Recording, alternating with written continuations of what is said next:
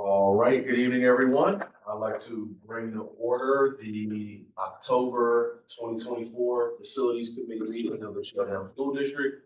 I'll first start with a roll call, beginning with Ms. Henry. Present. Robin Murphy, present.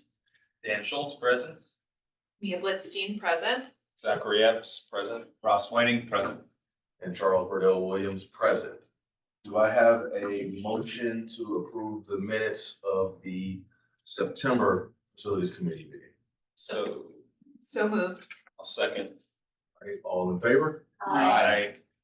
Right, the minutes pass into the official record, and we do have a quorum, so that's. Going to pass it over to Mr. Holman for our agenda item for today. Good evening, everyone. I would like to welcome all to the School Facilities Committee meeting.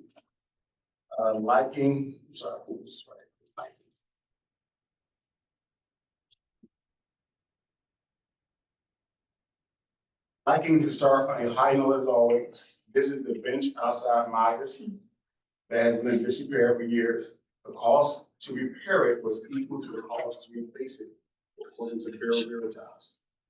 Next slide, please. Meyers domestic hot water plant is engineered to share the load to ensure a constant and reliable hot water supply throughout the building. This redundancy is essential for maintaining the efficiency and functionality of the system.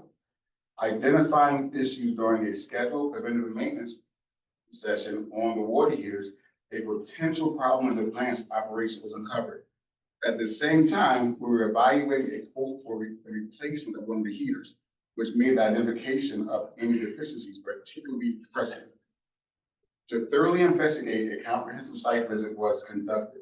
This hands-on inspection, various deficiencies in the system's operation were identified. These deficiencies hindered the plant's ability to redistribute the load effectively, compromising the overall performance and reliability of the hot water supply. The findings from our maintenance check and site visit underscore the importance of regular inspections. Addressing the identified deficiencies will be crucial for restoring the system's redundancy and ensuring the Meyers domestic hot water plant operates at peak efficiency. Next slide, please. At Meyers also, we are pleased to announce installation of water bottle filling stations throughout the school. This is the fourth floor water bottle filling station. This initiative comes in direct response to concerns raised by our community, and we are committed to providing a healthier and more convenient option for our students and staff. By addressing these concerns, we aim to promote better hydration habits and reduce the environmental impact associated with single-use plastic bottles. We believe that these new filling stations will be a positive addition to our school's infrastructure and will benefit everyone in our school community. Thank you for bringing this important matter to our attention. We appreciate your continued support as we strive to make Meyers Elementary a better place for all. Next slide, please. Now, on the topic of bottle filling stations, this is the one in the main lobby of the high school that was recently installed. This fountain, the one at Meyers, as do the others, have a bottle counter on it. It makes students more aware of the diversion from landfills. Next slide, please. At Cedarbrook Junior High, a renewed commitment to sustainability has manifested in the recent acquisition of new recycling receptacles. This initiative is a significant step towards fostering environmental stewardship among students and staff, reflecting the district's broader sustainability program aimed at reducing waste and promoting recycling practices. The introduction of these receptacles not only enhances the school's environmental infrastructure, but also serves as a vital education tool. By placing clearly marked bins throughout the campus, students are encouraged to engage in mindful disposal habits, thereby cultivating a culture of recycling that extends beyond school hours. This initiative aligns with the district's goals, diminish landfill contributions, encourage resource conservation. Moreover, the initiative provides an excellent opportunity for integrated learning. Teachers can incorporate discussions about environmental science and sustainability into their curricula, highlighting the importance of recycling and its impact on the community and the planet. Such an approach encourages students to take personal responsibility for their actions and inspires them to become active participants in environmental conservation. In summary, the addition of new recycling receptacles at Cedarbrook Junior High signifies more than just an enhancement of facilities. It embodies a comprehensive strategy to equip the next generation with the knowledge and habits necessary for a sustainable future. Next slide, please. What you see here is an exhaust fan to high school. As pictured here, plays a crucial role in maintaining a healthy and productive learning environment.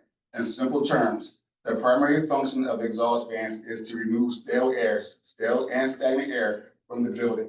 By doing so, it helps create an atmosphere that is conducive to effective teaching and learning. Mr. Cochran, does that name ring a bell? Took this initiative on because he cares about the building. Next slide, please. We spent, it seems like, forever on this football field. I'm pleased to report that we had our first home game, and in my opinion, field conditions were phenomenal. Next slide, please. This concludes my presentation. Great, appreciate the presentation. First, want to go to the board for any questions, comments. Good to see the field getting to work and the attention in it. One question. The Meyers updates, you mentioned it was per response. And I'm curious a little bit, how did that feedback reach you? Did it go through the chain of command? Is there a systemic approach that you're taking for collecting that kind of feedback? Through Facebook. Through Facebook. All right. Okay, through Facebook. Arguably systemic in one way. Yeah, and that's great, but I think the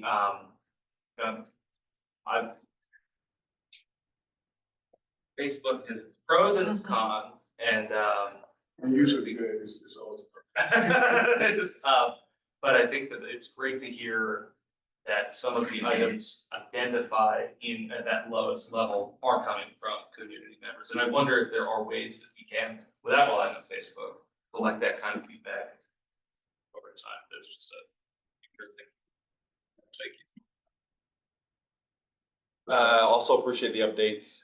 You mentioned the Bureau Vitas systems. Just out of curiosity, that level of analysis, is that automated and staff is able to just go and see, or is that level, or our staff is actually doing that? So what we're doing now is we're developing through our FMX system, we're developing scheduling for PMs, right?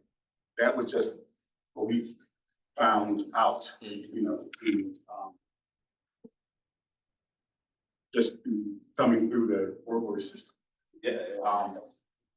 But it correlated, caught my attention because it's like, okay, we just got a code for X amount of dollars to replace these water heaters. Let's go check them out and make sure that we're spending money wisely. That's where that came from. So. Okay, so it sounds like there was another level of diligence. Okay. It's not all in the system. The system highlighted it, but there's still another level of diligence. Correct. Staff. Okay, that's helpful to understand. So, you know, you only know what you know. And if you don't, you gotta go look for it. So. And I'm just thinking through the process, I guess similarly to the process, it seems like as the highlights, and this is really a positive, it sounds like it's working in terms, and I know it's a new system and it's being integrated and things like that, but it sounds like things are being able to highlight. There may be a little bit of an investigation that's needed to say, okay, is it replaced or removed? But that's it's being systemized as opposed to kind of found out at random points or something. FMX gives preventive maintenance, right? Bureau Veritas gives end of life predictions. Okay. So we combine the two together, it becomes a fully functioning, I want to say, seeing in the future, kind of equipment for us to utilize as a department utilize. Because let's be clear. You don't know what's going to break until it breaks, right? But with Veritas, we have the data that shows us when we can expect it to break, so we can prepare and budget for it. You know, like 2 years from now, the boilers at Elkins Park are going to be obsolete or won't be functioning anymore. So That's just for example. Yeah, no. Yeah, not one was. Oh, yeah. And then last but not least, there were pictures at the end of the field. There was one on the left. And we've been talking about, like, there was, I guess that was where the grass wasn't taking, and No. then the right, or I guess what was, That last picture was where the second last picture was what we walked into the first day. That's where that came from. So, got it. Oh, before anything was Yes, done. yes. And then the one on the right was right before the games. Yeah. Okay, got it.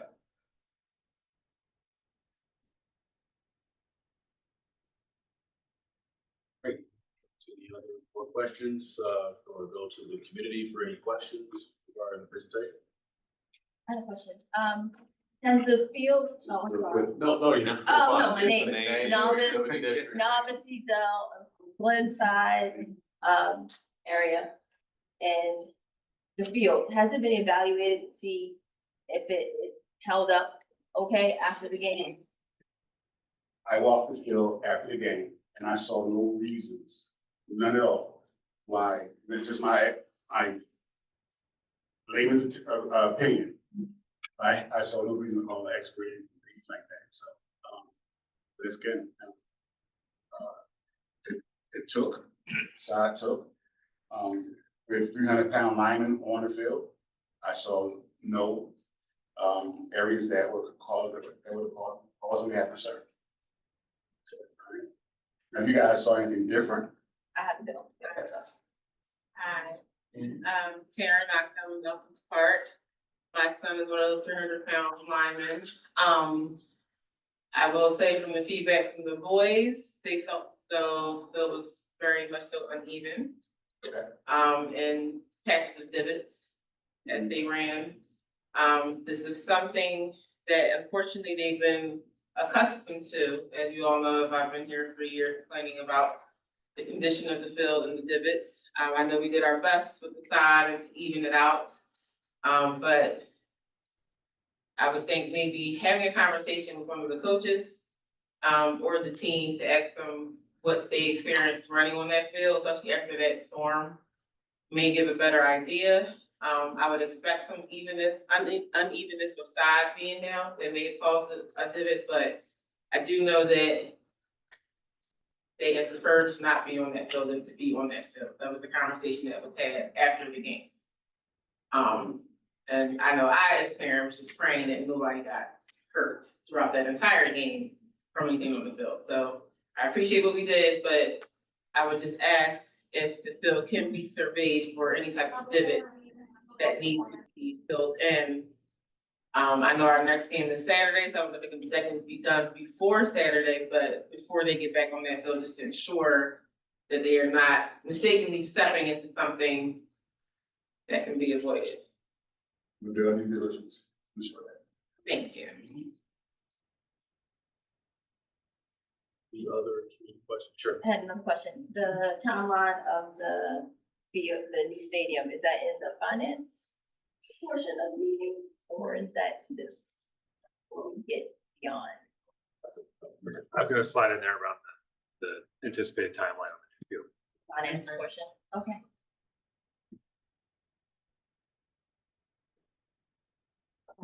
This is a little deceiving, probably. It's a little deceiving. It's like, we're probably gonna talk about this. Yeah. It's actually, Okay, I didn't have another question. that's not it, that's just a rendering. Um, I do have another question. The security for the games, is that facilities or is that something else? That's my department, Yes, but John White is the actual person who oversees it. So okay.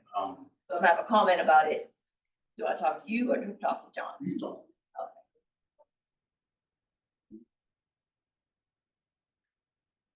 I have a question in terms of security. Do we bring out security guards, and based off of estimate, how many people we're expecting to have at the games? Because I've just seen over the last 3 years, we've grown in numbers of people coming to attend the games, and as you know, there's not enough seats.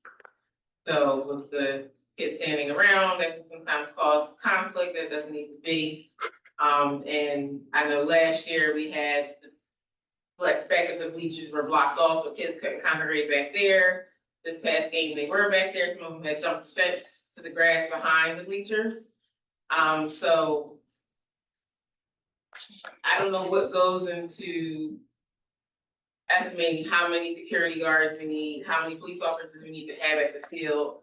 I just feel that we know we have a problem with seating. And if you have that many people standing around, what's the best way for crowd control? Now that we can no longer, well, not that we can't, but last year we were accepting cash and they were checking IDs. This year we are on electronic ticketing. So they're able to just buy their tickets online and scan it at the gate, but I don't think IDs were being checked. So to avoid any type of crowd control incidents, so we can continue our games without being interrupted, what's the best way to go about this until we get the new stadium that should have the appropriate amount of seats? So we know that capacity is 900. Okay. On Friday, we well exceeded that. So we know that we need to limit tickets to 900. Okay. So that's what we're going to be doing. Okay. Thank you. Yes, ma'am. Can I ask another question? About the tickets. So last year we instated them checking IDs so that if you were not a student of Cheltenham or the opposing team, you had to be with an adult to come. Someone said that they can't do that anymore because weren't doing that because we had online. And I'm assuming because once they get there, they already have their ticket. Can we not put in writing that if you come and you are not part of these schools, you don't have adult, that you can't get in? Because they were refusing, somebody had a wallet like this, they would not let them in because it wasn't clear. I don't know what you're gonna sneak in a wallet, like, right? And she bought a ticket. So if they can't let her in, I don't see why we can't let kids in who don't have a school ID to prove that. We'll have to revisit. We had the one incident, which was students that did not attend. Right on. Then we had one in the parking lot, which were unfortunately our students. It's something that we're meeting on, and it's continuous. I'm gonna be quite honest, and you guys may not be happy with it. I'm considering doing what most districts have done. I'm telling you, I cannot guarantee anything. The number of incidents on a Saturday afternoon versus a Friday night. Yeah. It's like night and day, But literally. Didn't us carding help that last year when we started carding students? It did help. It did help some.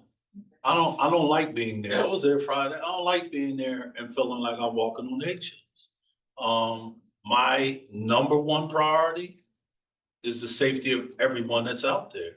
And if I know that because of just where we are from a societal standpoint right now, that there's a potential for compromise, then I have to make decisions that may not be favorable decisions of all.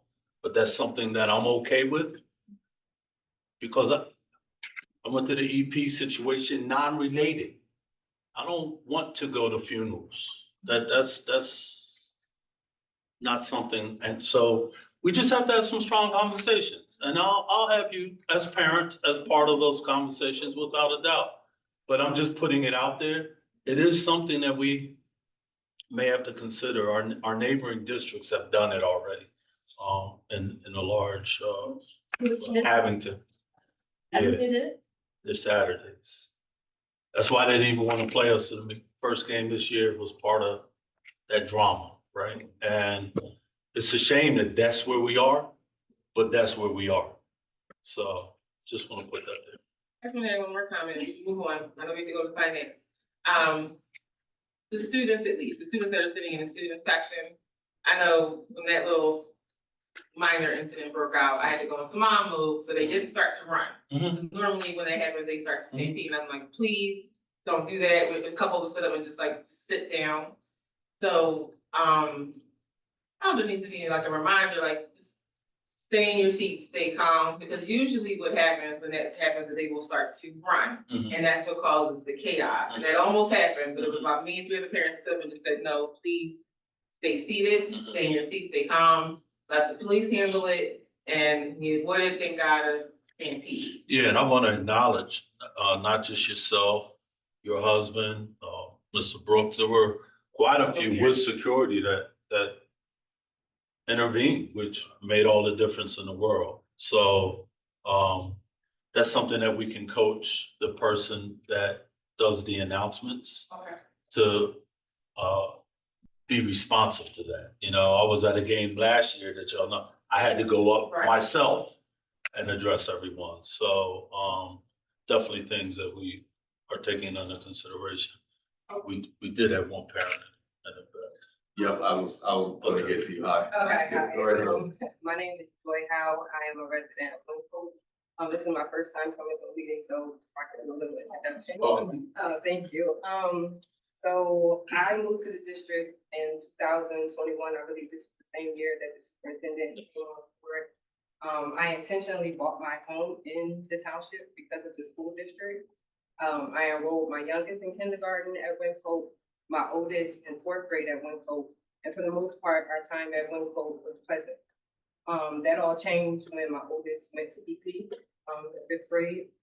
It was so bad that I had to pull him out the district because I didn't want him to go to EP for sixth grade. I shared this story with you at Juneteenth at the high school, and I let you know that the parents were in support of closing EP, and you told me give me time. I remember, and I understood because that's a big, thing to close the school. So I've been watching the finance and the facilities meeting to figure out what the district's plan is. And from my understanding, you guys are going to take the recommendation of the KCBA, the contractor, to take K4, make it K5, and move sixth grade to Cedarbrook, which I think is great. I believe the August 2024 finance meeting, you said that this would take about 3 years because it would take 12 to 15 months for planning and what's the word I'm looking for? Permits, and then 15 to 18 months for construction, which will put us around 2027 school year, which is great. And I'm commendable that you guys have gotten this far because I remember receiving a survey last year and a half about coding EP. So the fact that we're here, I just want to commend you guys for actually taking a step and getting there. However, it's a little bit too late for my youngest who started in kindergarten because she's third grade now, which means she graduates from EP in 2026. And so I told her, I said, when you graduate, I gotta put you in private school, or we might even have to intermove. So let me say this. Hold on, let me finish. Go ahead.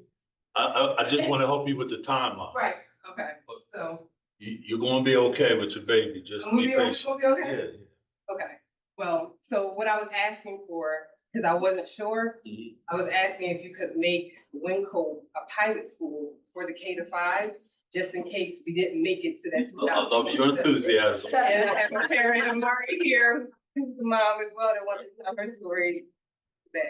So- Let me, you're more than welcome, go ahead. Just, I know that you have. No. This is my first meeting too. Amari Okay. Carmichael, I'm from Winco. Mhm. Our kids are the same age and we've been following each other. We actually moved, my husband and I relocated from Seattle, Washington. And we specifically chose this community out of maybe 10 others in Pennsylvania, that we were at least 10. 64 houses later, we found one. And it was in Winco. And we came out, we flew out several times to visit Meyers. We visited Winco. We were trying to really solidify in a community that really mirrored what our home experience was like. And we found that Cheltenham was that community. The thing that was a hindrance for us was the Elkins Park experience. That was the one thing that we heard all the way 3,000 miles away in Seattle when we were calling people and interviewing people and researching. That was the sore thumb in terms of the district. So our kids were in the same class. Our daughter McKenna is now at Cedarbrook, thriving, love it. But in the interim, I was following Joy's story as she was following ours, and we were growing in it together because it was such a difference from Winco Elementary to that transition into Elkins Park, as you know. I mean, I don't have to go through it. The thing that was really concerning for us is we saw a different child come out of this experience, and we're having a hard time getting her back. She hasn't. And so, and I do know Julie's story about her son, and that's up to her if, you know, if there's another time for her to share that.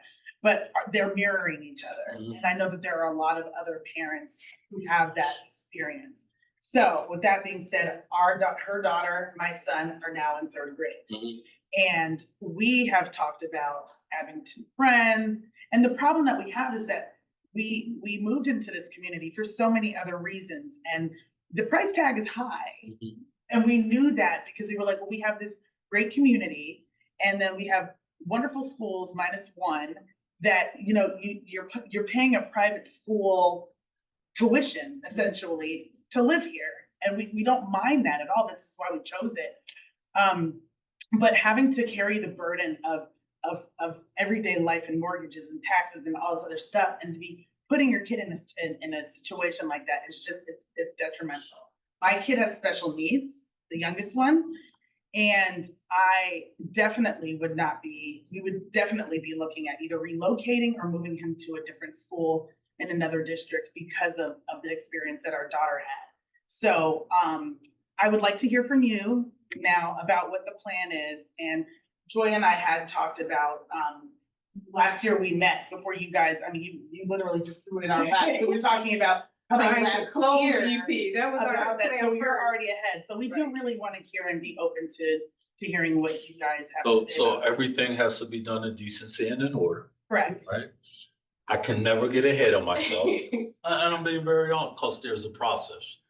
I know what the future is going to hold, and all I can say to you is hold tight until I'm ready to unpack that. And then all of your answers will be made crystal clear.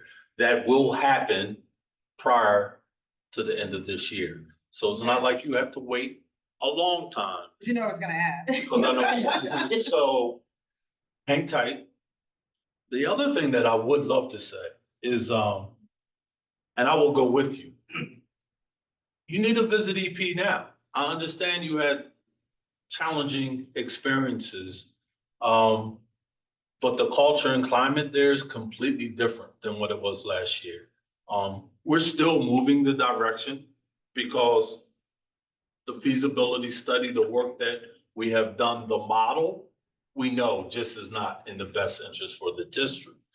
But I'm very careful to not generalize, right? Yeah. And there are quite a few that had a lived experience at EP, which was not, but I don't wanna put that Band-Aid on them, knowing the things that I know that's happening in the building right now. So I'm not asking for a tit for tat. I'm simply presenting for you in fairness to those teachers, to that administration, and the students that are there now to come and take a look. I wouldn't offer that if I didn't feel comfortable. Can you speak about what the difference is, or how? I'm gonna be very honest with you. When you talk about classes of students, right? When I say class, I'm talking about the graduating class of. That last year, 6th grade, was a unique group of students. I'm gonna just leave it at that, where there were some unique challenges, right, that were happening. And as a principal, I used to see it, where one graduating class was completely different from a previous or the one that went before. So it really there's the students, I had to go there to address the 6th grade as a result of the young man that we lost. And looking at those 6th grade students, it's a completely different group of individuals for whatever reason. I can't put a finger on that, but you would need to go to visit the school to see. So here's the thing, Right? because we talked about that. Two things can be true. You can have a bad class and a bad school. And I didn't use the word bad, so, I'm using it. all right, you can, but I So did. the combination of that together Right. is chaos. So my thing is, we don't know, we know Winco, we don't know Glenside, we don't know Meyers, we don't know Cheltenham, we don't know what's coming in that class of 2006. Right. So I can't take a gamble with my baby. Right. That would make me an irresponsible parent to Understood. send my daughter to a school where it was chaos. Right. Can you do that? And I've shared that you'll know the plan prior to this year ending, But I'm not going to sit here as superintendent and say that EP is what all have experienced through your eyes and through your lens. That's not the case. I can't generalize and make that statement. And the lived experience that many families are having right now is a good experience. That's all. And I wanted to afford you, because of the experience that you had, to see that. Yes, sir. So, sir, and I hope that. Just really quick, excuse me. Excuse me. Yeah. Your name. All right, great. Thank you. I'm her father.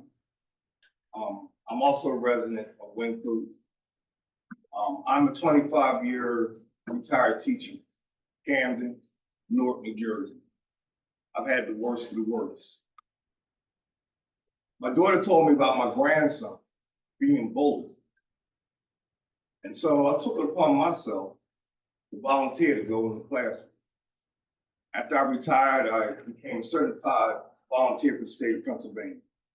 I taught in 3 public schools on a volunteer basis. And so I went in, and I understand what you're saying, but what I saw, and remember now. Was this year or last year? Last year. Thank you. Just one. What I saw was the school overcrowded. Good teachers, but they just couldn't control. Understood. I sat in the classroom with my grandson, and I watched 3 students bully the teacher. And I finally talked to the principal and the vice principal, and I said, my grandson is responding to this, but he was getting in trouble. I said, so he's not the problem. And so they felt, well, what are you going to do? You want to, basically, what I'm saying, you want to come up here and start trouble? I said, no. I see the bullying. I like to talk to the parents, but if not, we'll call the police. Because like I told you, I told what I came from, and I just wouldn't tolerate it. So they did, it stopped.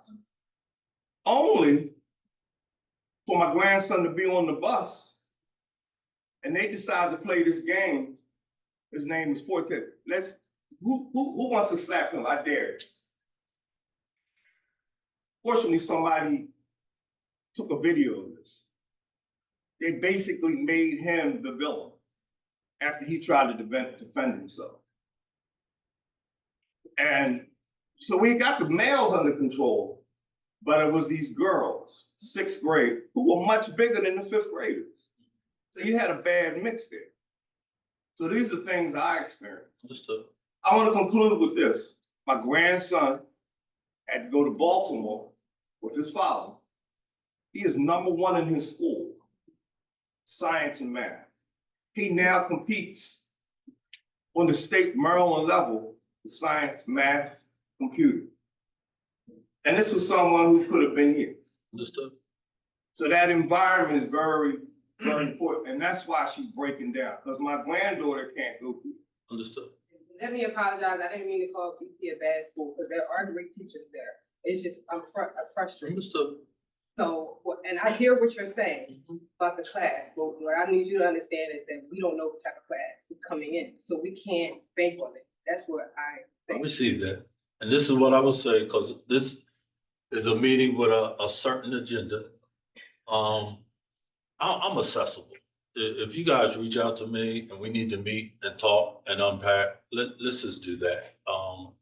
If you're staying through the whole meeting, I can give you both my contact information. And I have no problem. And I'm going to come up to the school on Thursday and give you my. We can go tomorrow. We can go tomorrow. Well, is this the correct form? I thought facility, so that's Well, why I came here. I wasn't sure. Your concerns went beyond facilities. Those weren't specific facilities. But I'm not one, nor is this board, to shut a parent down when they have concerns. We want to hear your voice. We want to know the feedback. I want to know the things that we need to work on. So that's why we allowed it. Okay. For this type of situation, it's even the larger audience, which would have been our legislative meeting. Okay. Not a problem.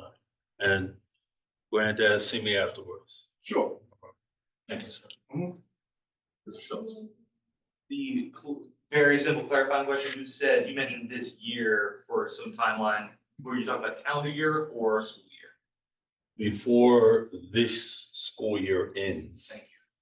I just wanted. The Board of Education I'm sure them too. will have a recommendation That's all. with what moving forward will look. I wanted to add a piece of clarity as well.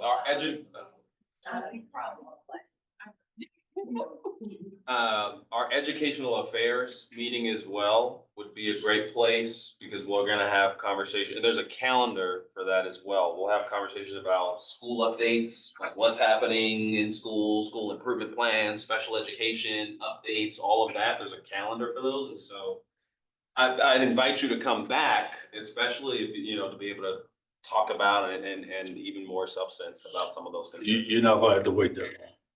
Oh, I mean, I know you had said it, I was just. Yeah, no, I just, in this situation, you know, I like to touch it and be done. So again, and if you guys are leaving, I can walk you guys out, give you my card so that we can connect. Thank you. Okay, all right. Thank you. Thank you all for coming out. Thank you. There are no other questions or comments. First, I will take a motion to adjourn. So moved. Aye. Wait. That's true. How